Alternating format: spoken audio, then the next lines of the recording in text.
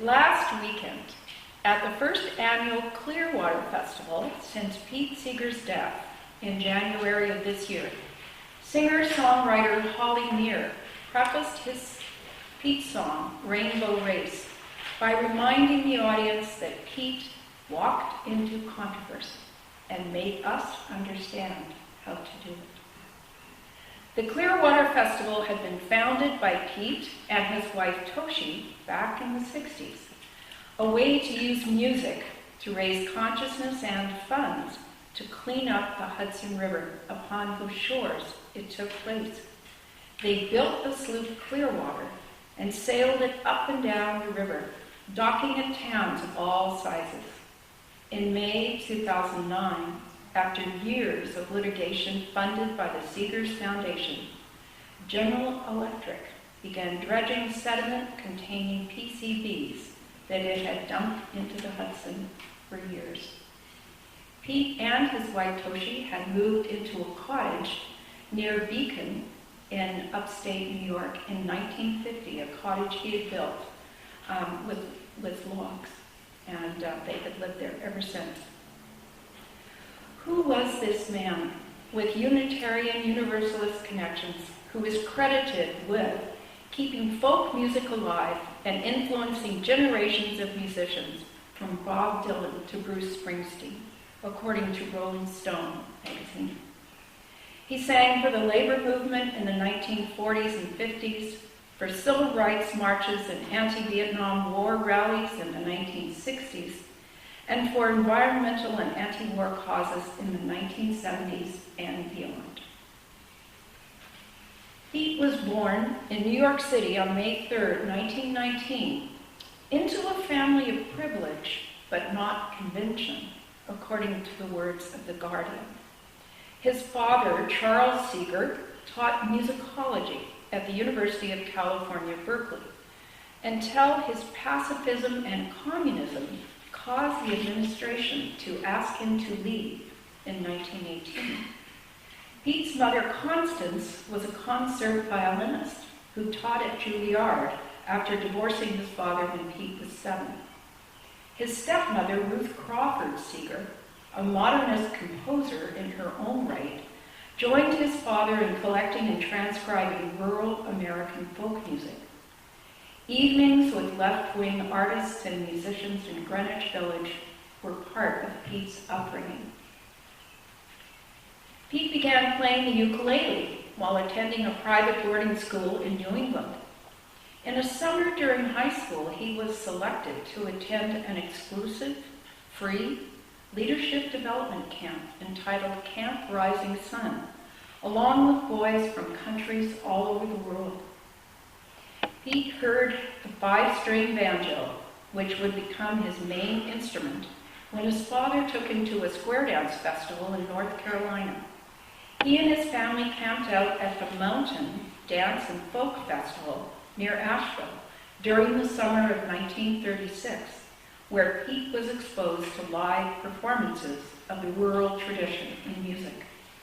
Pete is quoted by his biographer, David Dunaway, as saying, "The words had all the meat of life in them. Their humor had a bite. It was not trivial. Their tragedy was real, not sentimental." He graduated from prep school in Connecticut in 1936 and entered Harvard University on a scholarship. Planning to be a journalist, Pete founded a radical newspaper at Harvard and joined the Young Communist League. After 2 years in university, Pete failed an exam and lost his scholarship, so he dropped out.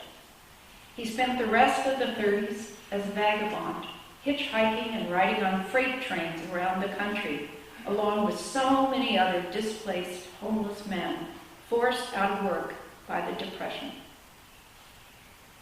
In 1940, at age 21, Seeger went to Washington, D.C. to work for Alan Lomax, head of a project to catalog and transcribe traditional songs at the Library of Congress. In that year, Lomax introduced him to Woody Guthrie at a benefit concert for migrant California workers. A powerful working team was born. Lomax, the collector, Guthrie, the Dust Bowl poet, and Pete, the man who got the people singing. Traveling across the U.S. with Guthrie, Pete picked up some of his style and repertoire. He also learned from Huddie Ledbetter, better known as Leadbelly. By 1940, Pete had organized a folk group called the Almanac Singers with Millard Lample, Woody Guthrie, Lee Hayes, and others. They released several albums of Union songs and anti-war sentiments, shifting to patriotic anti-fascist songs once the U.S. was drawn into the war. When the singers' earlier anti-war songs, the target of an FBI investigation, came to light, the group's career plummeted. Performances stopped altogether when Seeger was drafted into the Army. He spent some of the war years as part of a unit of performers, driving a jeep around South Pacific Islands, advertising for servicemen to join pickup musical groups to entertain the wounded. Pete married Toshi Aline Ota, a Japanese American, while on furlough in 1943. Think of what was going on in North America in 1943. They had met at a square dance when she was 16 and Pete was 19, and had been sweethearts ever since. Their marriage lasted until Toshi's death in 2013, just a few months short of their 70th wedding anniversary. There could be a whole other service about Toshi. I've also learned a lot about her. After returning from service, Seeger helped to found the magazine Sing Out, a grandfather of the book Rise Up Singing that we have displayed today. He and others established People's Songs, a nationwide organization founded to create, promote, and distribute songs of labor and the American people. Director Pete Seeger worked for the 1948 presidential campaign of Roosevelt's former vice president, Henry A. Wallace, who ran as a third-party candidate on the Progressive Party ticket. In the red baiting frenzy that followed Wallace's defeat, he was roundly criticized for accepting help in his campaign from communists and fellow travelers such as Seeger and African-American singer Paul Robeson. In 1948, Seeger, along with Lee Hayes, Fred Hellerman, and also Ronnie Gilbert, formed the Weavers. Actually, that word was supposed to be alto, not alto. Seeger tells a story that he had to stand about 2 inches away from the mic to be heard, but Ronnie had such a powerful voice, she could stand 2 feet away, and that was how they had to balance their sound.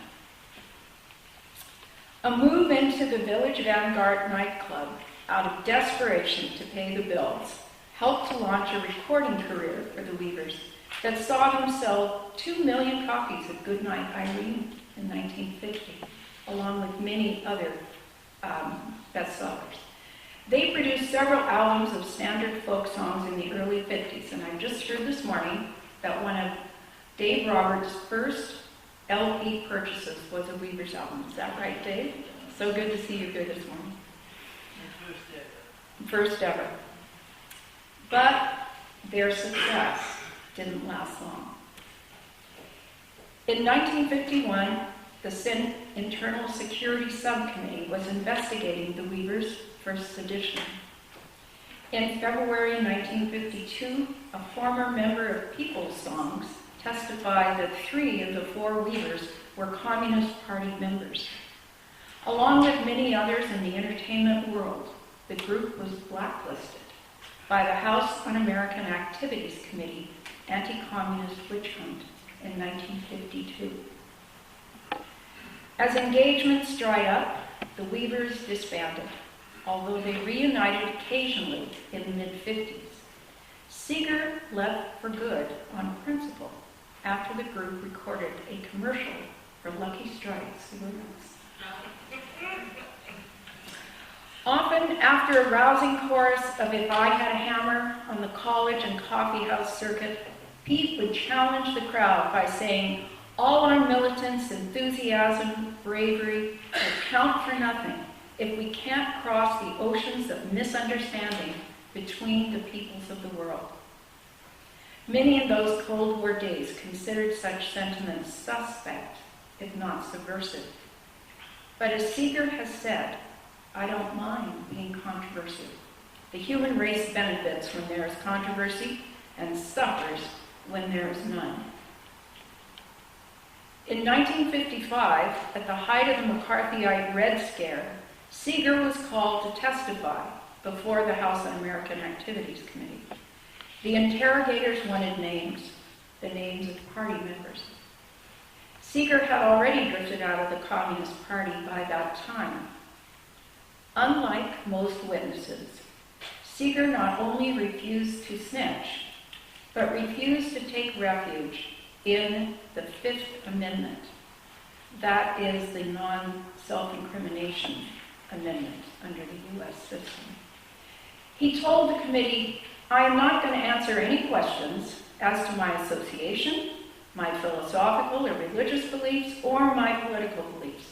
I think these are improper questions for any American to be asked, especially under the threat of reprisal. He was indicted in 1957 on 10 counts of contempt of Congress, and in 1961 he was sentenced to a year in jail. Awaiting appeal, he took on every single singing contract he could get in expectation of a year without any income. During this time, he had to keep the federal government apprised of his whereabouts. When the sentence was finally reversed on appeal, his wife thought she would have seen more of him if he had been jailed. After the appeal, Pete Seeger's concerts were often picketed by the right-wing John Birch Society. But, typical Pete fashion, he said it only served to provide more publicity and to increase the audiences at his concerts. I learned that in 1960, Pete was scheduled to perform at a San Diego, California high school, but the school board banned the concert unless he signed an oath of loyalty, which he refused to do. 50 years later, the successor board apologized for that decision. By the early 60s, the folk revival was underway. Pete was one of the founders of the Newport Folk Festival, and the Kingston Trio and Peter, Paul, and Mary were climbing the chart with their versions of Pete songs. You may have noticed some slight wording differences in what we just sang this morning, earlier. Well, different singers sing different versions. Pete was signed to a major record label, Columbia, in 1961, but he remained unwelcome on network TV.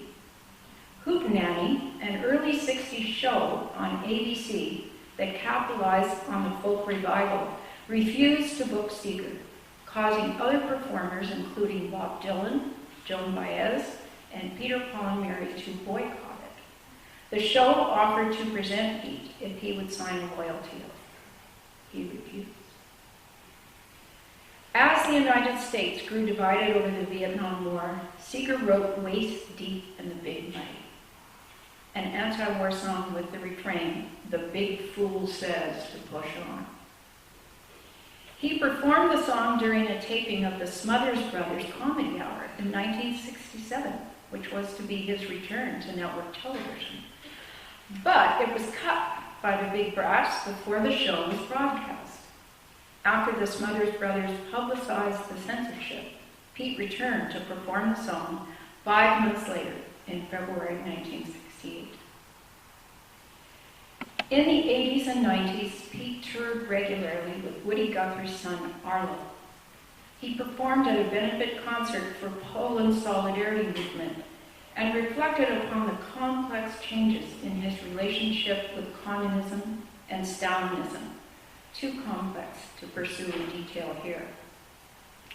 In 1994, he received the National Medal of Arts from President Bill Clinton, one of many music awards that you can find in his record.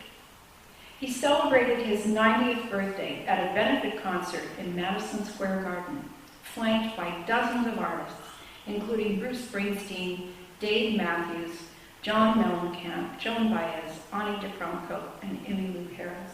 That was also a benefit for the Clearwater Foundation, raising the money to clean up the Hudson. Through the years, Pete remained determinedly optimistic.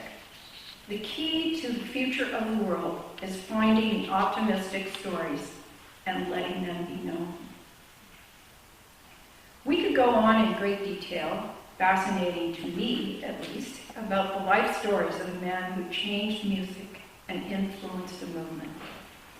But why is Seeger important to me? I came of age as a high school student in the early 60s, singing folk songs around campfires at church youth group events.